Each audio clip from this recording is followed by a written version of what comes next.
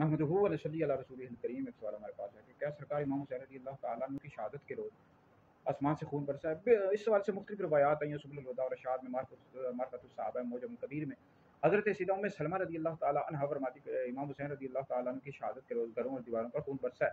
तो आसमान से बिल्कुल खून बरसा है और ये कोई मामूली शहादत नहीं। सरकार इमाम हुसैन रज़ी अल्लाह तआला अन्हु नबी करीम अलैहि सलाम के नवासे थे और नबी करीम अलैहि सलाम ने पहले इसके हवाले से बता दिया था।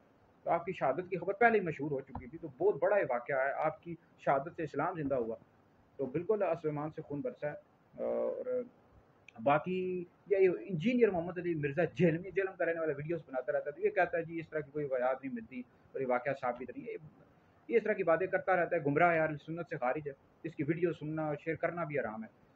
तो इस हवाले से हम इसके हवाले से हम कोई वीडियो तो नहीं बनाते इंजीनियर जेलमी के हवाले से, लेकिन बहरहाल किसी ने सवाल पूछा है तो हमने बता दिया।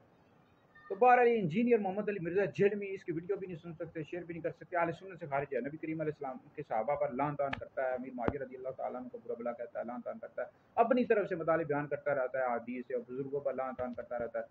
तो बिल्कुल ये गुमराह अहले सुन्नत से खारिज है, इसकी वीडियो भी नहीं सुन सकते।